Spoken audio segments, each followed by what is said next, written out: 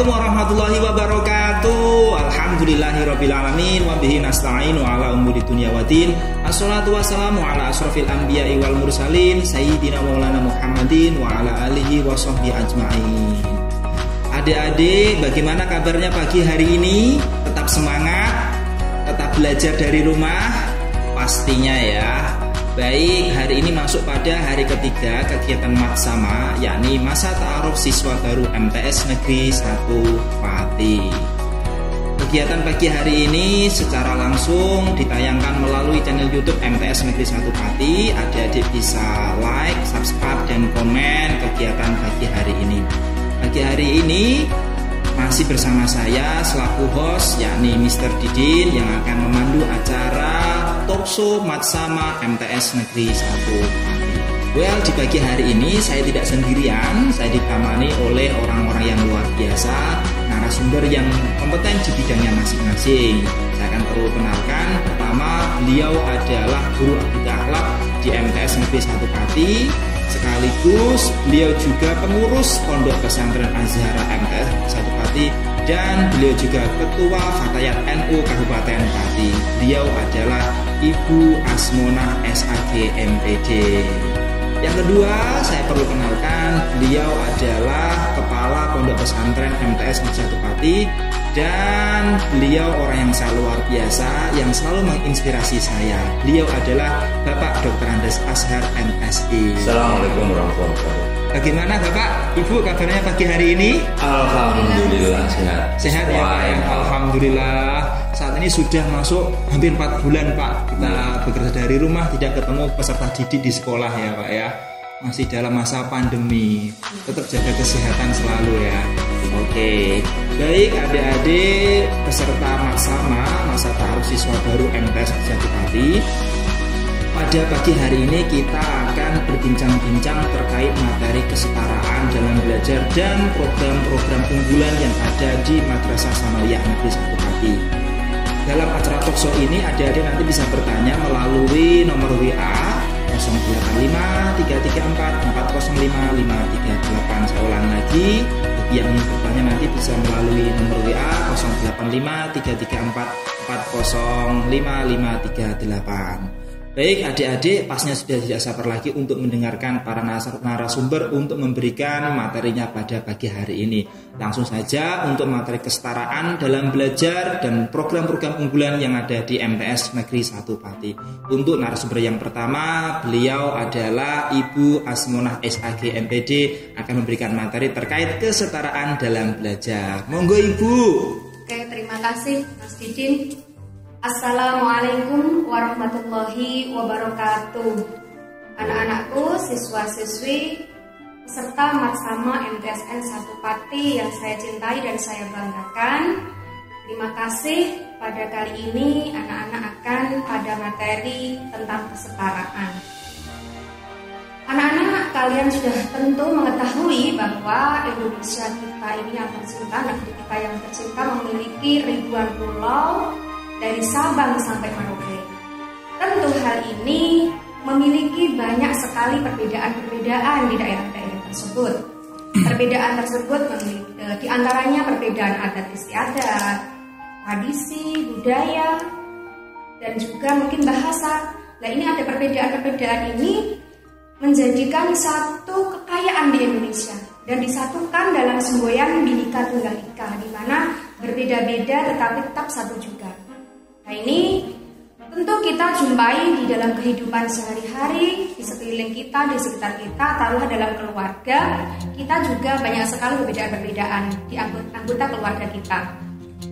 Contoh kecil, dalam satu keluarga, ayah memiliki hobi nonton sepak bola, ibu memiliki hobi nonton sinetron, dan anak mungkin memiliki hobi nonton game ataupun kartun. Nah, ini adalah perbedaan-perbedaan yang terjadi, dan itu merupakan suatu hal yang pasti dalam hidup ini.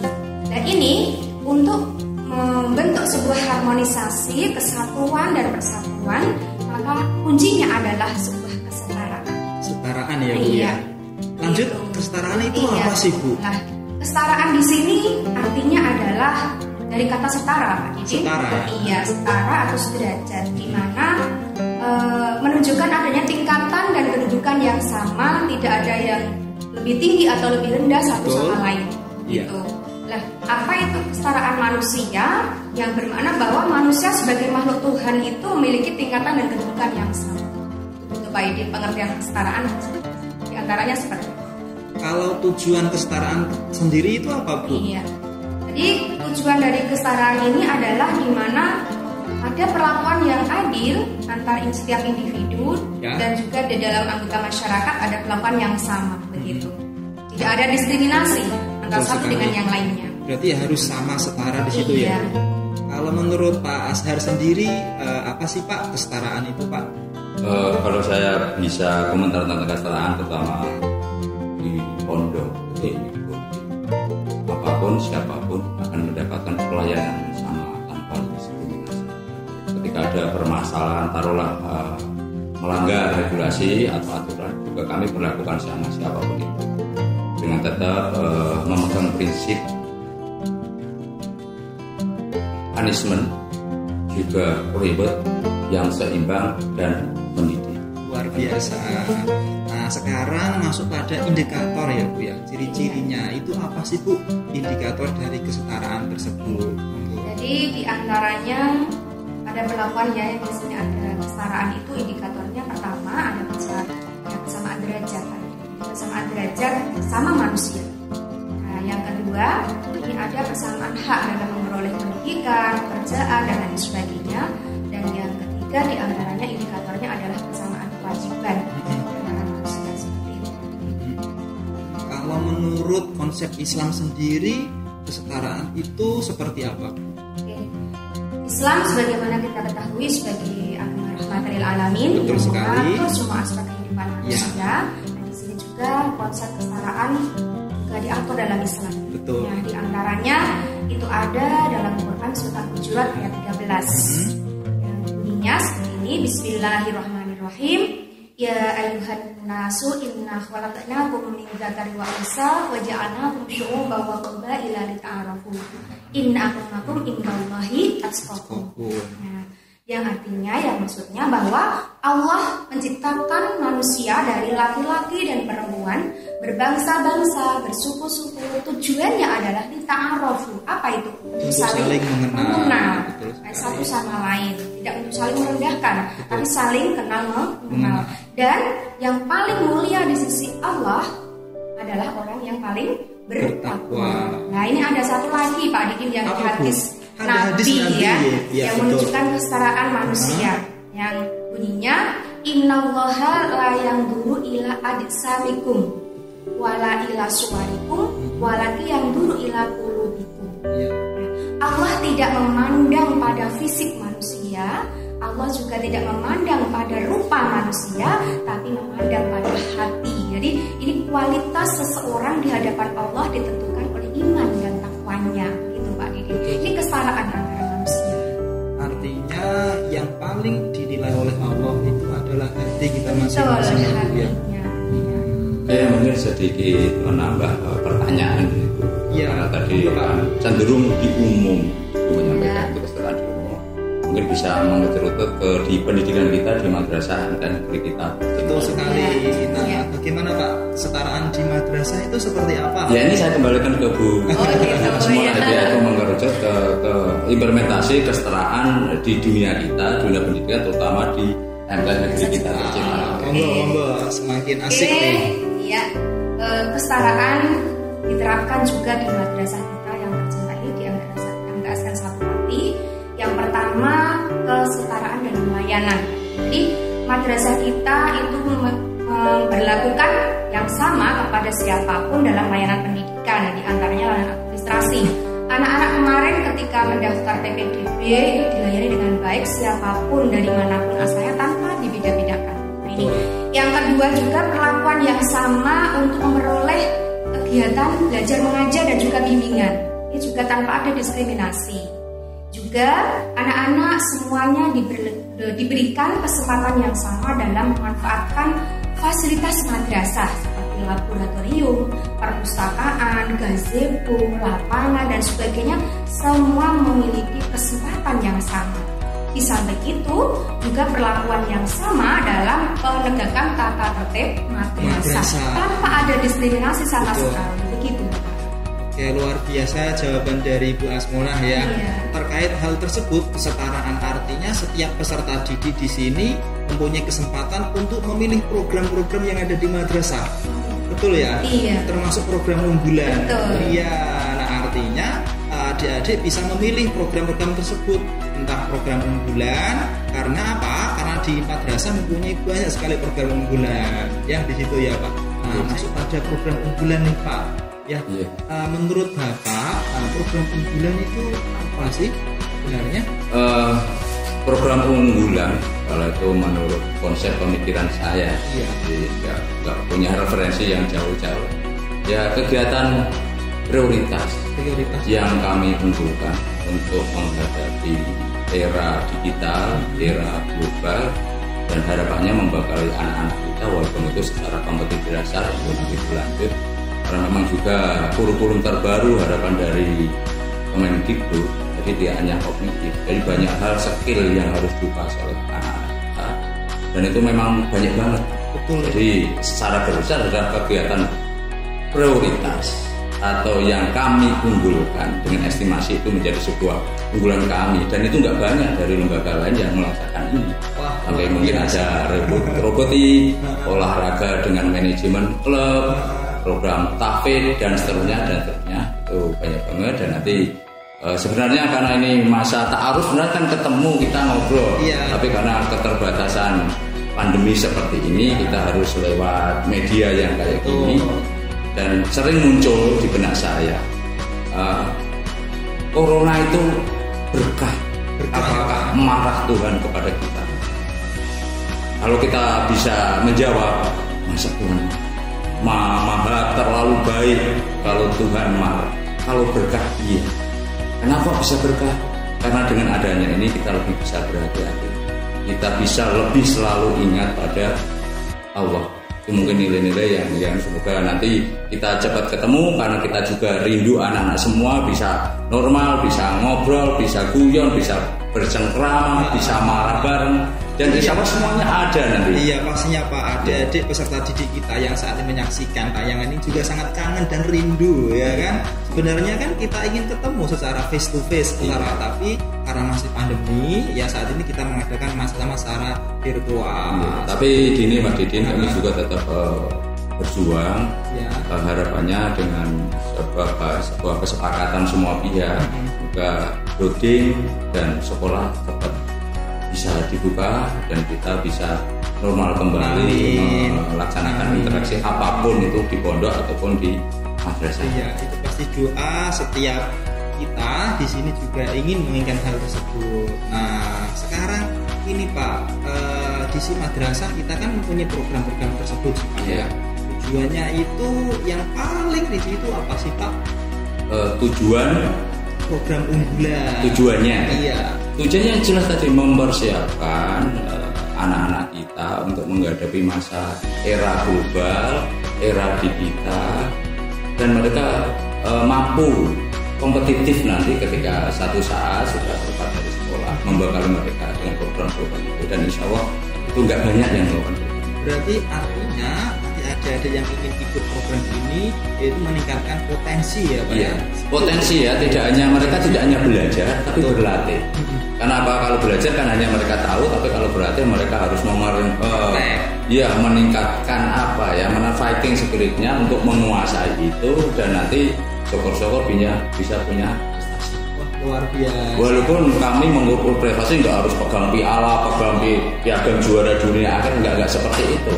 Tapi mereka mau fight, mau punya minat yang luar biasa, punya niatan yang luar biasa, itu udah prestasi dibanding anak-anak yang lain. Itu mungkin secara baik, luar biasa Pak Ashar penjelasannya. Pastinya adik-adik di rumah ini ingin tahu apa saja sih program-program unggulan yang ada di madrasah kita, terutama di pondok pesantren Pak Silakan Pak. Oke, Bang Didi, ini secara sekilas saya buat coretan. Wih, keren sekali. Sketsa apa ya? Sketsa puisi yang puisi ini membuat sket semua kegiatan yang ada di Azharo, dan nanti kita perbincangkan lebih lanjut bahasa trennya orang-orang yang juara itu ngaji puisi ya. Oke, Azharo spesial akan membacakan puisi untuk adik-adik hari ini. Silahkan Pak. Terima kasih. Kami, kalian, dan Az-Zahra. Kami akan ada ketika mengajarimu membasuh muka, membasuh jemari-jemari kecilmu ketika datang waktu suci untuk bersujud dan bersaksi tentang hakikat.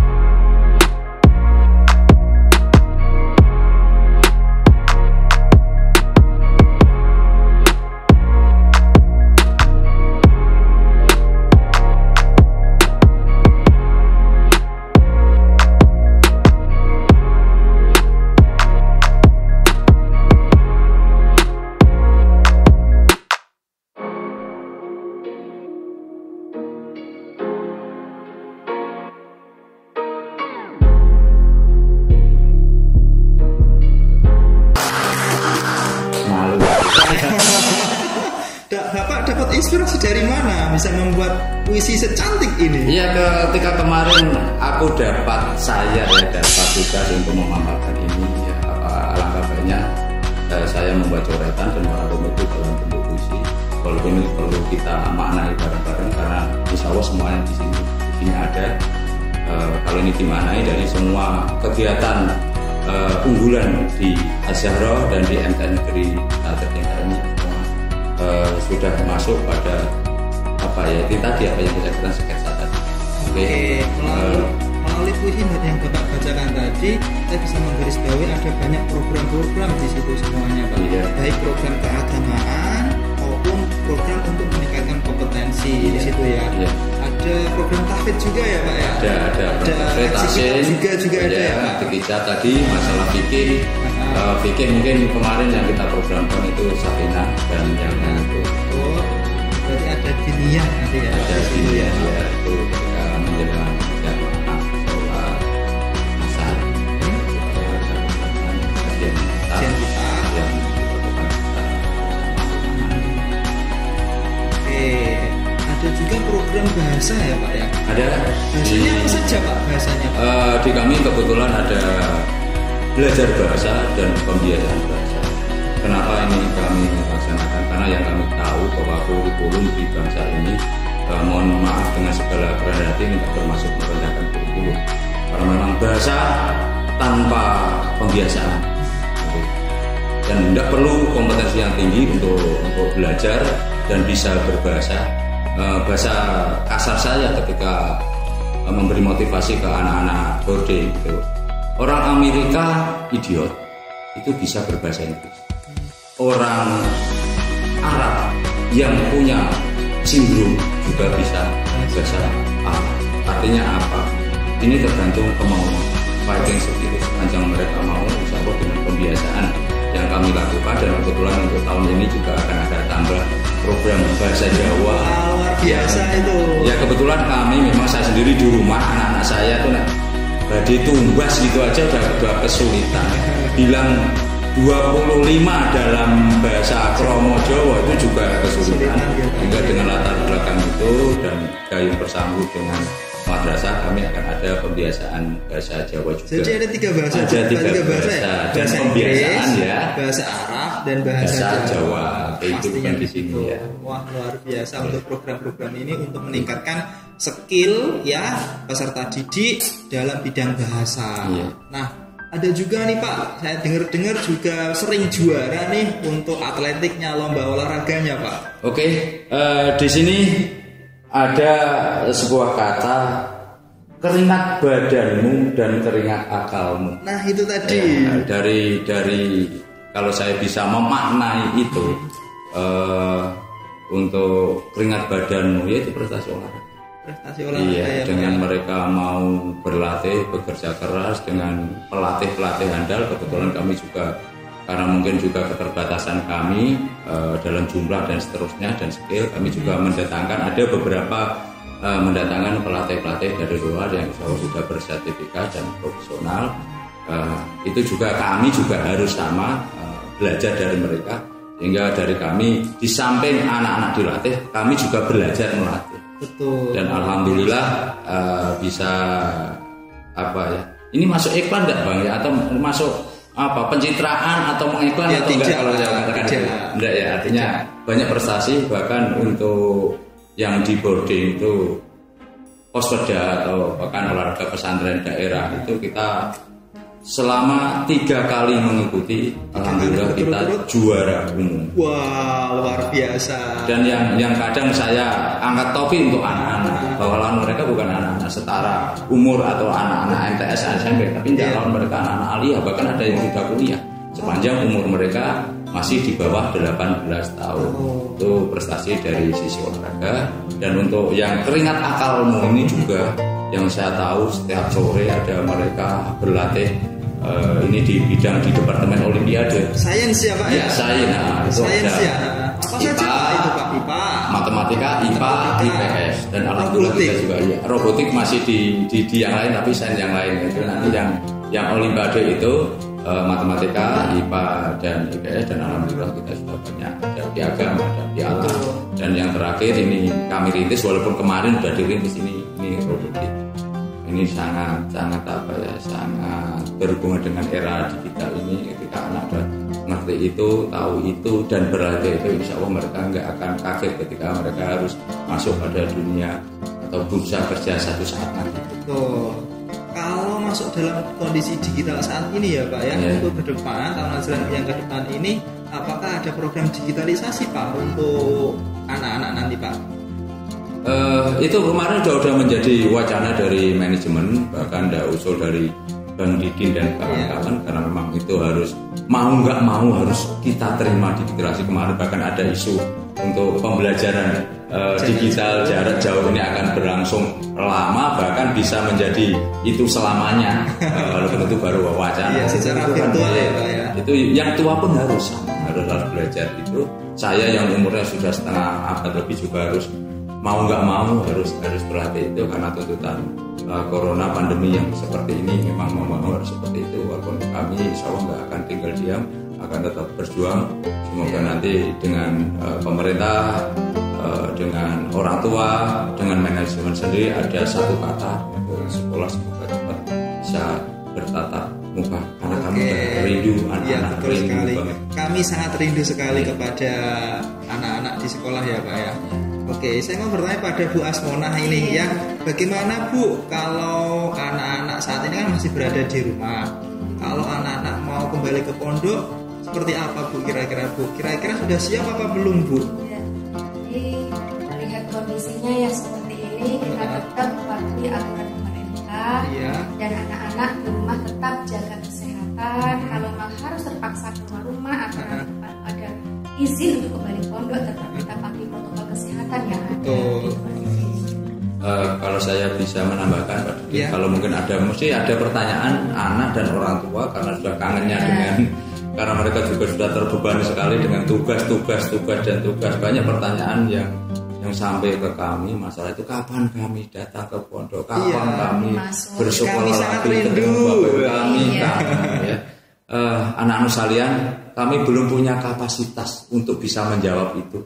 Kapan dan bagaimana pelaksanaan tatap muka ini berjalan. Tapi sekali lagi, kami semua manajemen madrasah tidak tinggal diam, akan tetap berjuang.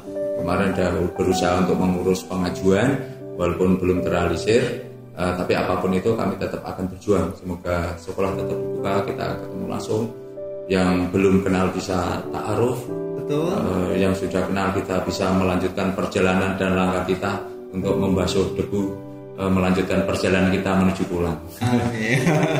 Oh iya, adik-adik yang ada di rumah, bagi adik-adik yang ingin bertanya bisa melalui nomor WA yang sudah tadi saya sampaikan, yakni 085334405538 terkait pembicaraan kita pagi hari ini. Oh iya Pak, sebentar Pak, ini ada pesan masuk, sepertinya ya. Saya akan bacakan. Sebelum dibaca pertanyaan, Mas, tadi program belum ada yang dipaparkan, yaitu untuk program seni. Program seni memang banyak banget di sini. Terus yang kedua program multimedia. Ya, di situ ada yang multimedia, ada videografi, penyiaran, broadcasting ya. Broadcasting bahasa sekarang saya kan baca itu agak asing, jadi broadcasting, dan yang terakhir tadi fotografi. Semuanya satu saat siapa tahu anak-anak sekalian tadi punya skill itu, dan tak jamin namanya skill menambah kompetensi nggak akan ada basi dan selalu akan berguna bahkan sampai membuka peluang rezeki satu saat. Ini memang sering ya, jadi di sekolah atau di madrasah anak-anak yang seperti ini begitu. Karena ya tadi ini kita berangkat dari kesetaraan tadi Pak Didin, bahwa pada dasarnya di madrasah ini adalah kita memiliki perlakuan yang sama. Jika ada anak-anak yang dibully, ini perlu kesadaran dari anak-anak didik semua bahwa kita di sini itu sama. Jadi saling menyayangi dan saling menghormati, itu intinya. Nanti kita bimbing melalui pelayanan BK gitu ya. Nanti ya kita beri kesadaran pada anak-anak semua tentang arti kesetaraan tadi. Intinya saling menghormati dan saling menghargai. Jangan sampai kita mengejek satu sama lain, merendahkan satu sama lain, karena belum tentu yang kita ejek, yang kita rendahkan lebih baik daripada kita.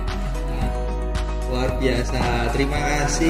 Mungkin sedikit menambah Pak, silakan. Bullying ini karena memang anak-anak kami semuanya lah, mungkin siswa-siswa itu bullying itu apa konsekuensinya. Padahal di situ bahkan ada pasalnya ya. Ada. Ini memang perlu sosialisasi secara intens ke anak. Ya.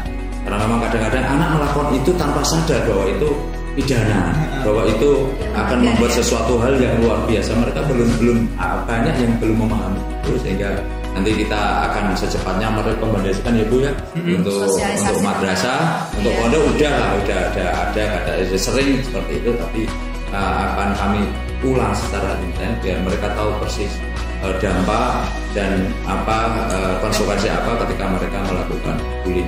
Bahkan kadang-kadang mereka niatnya guyon, tapi karena itu memang sudah mengarah ke bullying, itu kan bisa berbahaya. Dan itu kadang-kadang mereka tanpa sadar. Namanya anak ya Pak. Iya. Jadi perlu ada pembimbingan yang lebih baik. Baik, ini ada pertanyaan lagi spesial untuk Pak Ashar ya, dari Ananda Doni dari kelas 7B. Nah, Bapak, ini saya mau bertanya, persiapan apa saja sih nanti kalau saya masuk ke pondok, dan bagaimana caranya saya bisa mengikuti program unggulan tersebut tadi yang Bapak sampaikan.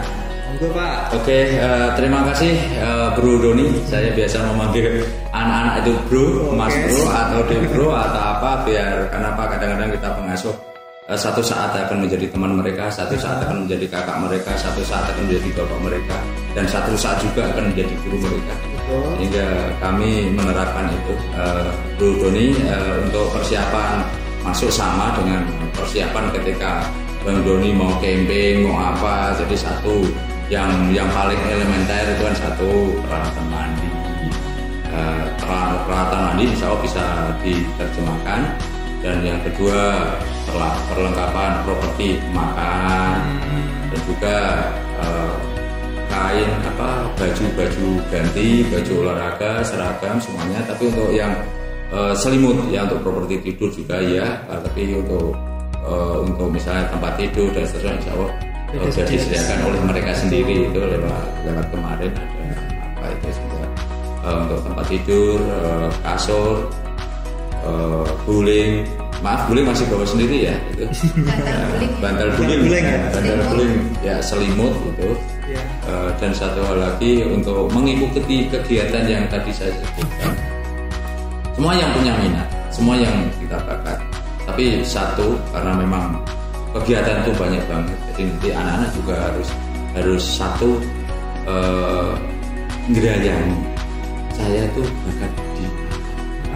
Setelah itu nanti mendaftar. Kalau memang untuk anak ambulan nggak ada masalah karena itu memang fasilitas mereka. Tapi untuk anak-anak reguler nanti akan ada semacam tes. Iya. Ya. Termasuk juga anak ambulan tetap ada minat bakat, tapi tidak akan membatasi. Batasnya hanya maksimal 2. Karena mungkin juga gini, ketika kelas 7 mereka merasa udah dapat itu, kelas 8 dia pindah ke lain bidang juga nggak ada masalah kalau karena memang kadang kita nggak bisa menutup mata untuk anak-anak multi talent di pondok itu. Semuanya dia bisa, semuanya dia ikuti, dia dapat, ingin diikuti semuanya. Jadi nggak menutup kemana yang kayak.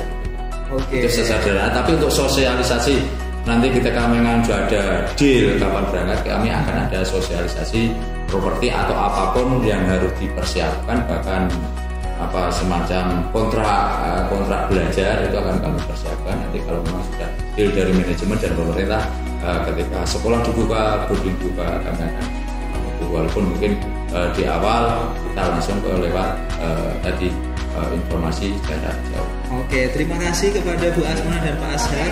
Sepertinya kita ingin lama untuk berbincang-bincang di pagi hari ini, tapi terkait waktu Bapak Ibu ya, saya mohon maaf. Jadi saya harus close acara pagi hari ini ya. Baik adik-adik yang ada di rumah dan seluruh pemirsa yang saat ini menyaksikan tayangan talk show Matsama MTS Negeri 1 Pati ya. Perlu diketahui adik-adik bahwa di Pondok Pesantren Azhara MTS Negeri 1 Pati ini mempunyai banyak sekali program-program unggulannya ya. Ada program unggulan bahasa Arab, bahasa Inggris, bahasa Jawa. Ada program tahfidz yaitu menghafalkan Al-Quran. Ada program yakni sains ya di bidang matematika, IPA dan seni di sini, seni budaya. Dan lagi adik-adik nanti bisa memilih program juga yaitu multimedia, diajari bagaimana mengedit video, fotografi dan lain-lain. Nah nanti itu semuanya sesuai dengan potensi skill adik-adik masing-masing ya. Nanti jangan sampai salah pilih ketika sudah masuk ke Madrasah Sanawiyah Negeri 1 Pati. Itu adik-adik pesan dari saya. Baik adik-adik dan seluruh pemirsa yang menyaksikan tayangan ini melalui channel YouTube, jangan lupa untuk subscribe, like dan komen di situ ya, di tombol komentar ya. Nanti adik-adik bisa bagikan info ini kepada teman-temannya di sosial media masing-masing. Baik, kita sudah menemani selama hampir 1 jam ya. Maka dari itu saya selaku host Mr. Didin dan para narasumber kita Bapak Azhar dan Ibu Asmona pamit undur diri. Kurang lebihnya kami mohon maaf. Wassalamualaikum warahmatullahi wabarakatuh. Sampai ketemu.